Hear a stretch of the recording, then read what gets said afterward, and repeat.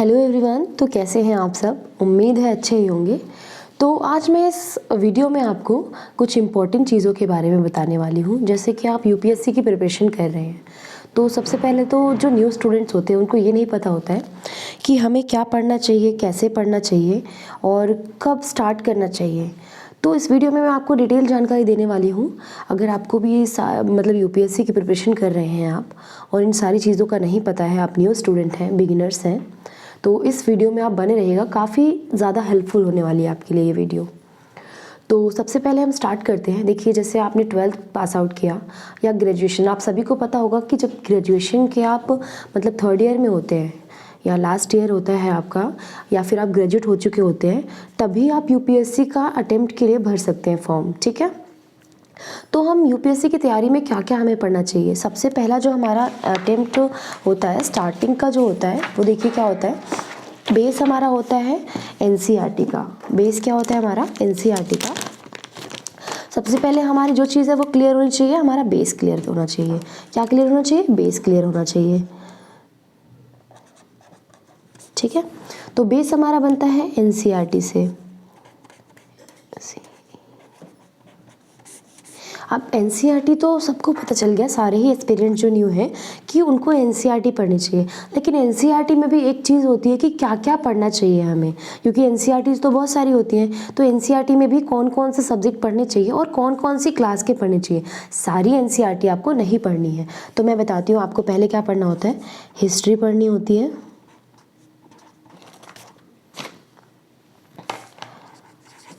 Polity पढ़ना होता है, जियोग्राफी पढ़ना होता है। हिस्ट्री, ज्योग्राफी, पॉलिटी हो गया। उसके बाद इकोनॉमी पढ़ना होता है। ठीक है, साइंस पढ़ना होता है।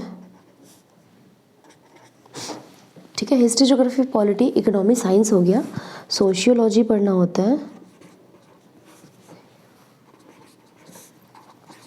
और कला एवं संस्कृति या फिर आप फाइन आर्ट भी बोल सकते हैं, वो पढ़ना होता है आपको।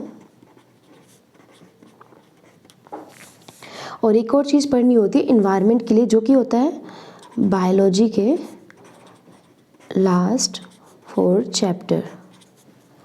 ठीक है, ये तो बात हो गई क्या क्या पढ़ना होता है। अब कौन कौन सी क्लास का पढ़ना होता है, तो जो हिस्ट्री पढ़ना होता है वो आपको ओल्ड एनसीईआरटी पढ़ना होता है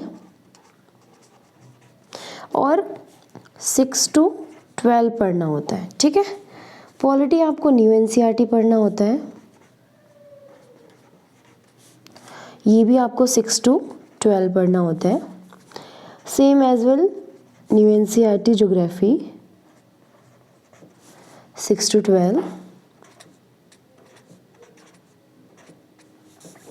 इकोनॉमी में आपको 9 to 12 पढ़ना होता है, न्यू एनसीईआरटी। न्यू एनसीईआरटी ये 9 to 12 पढ़ना होता है आपको।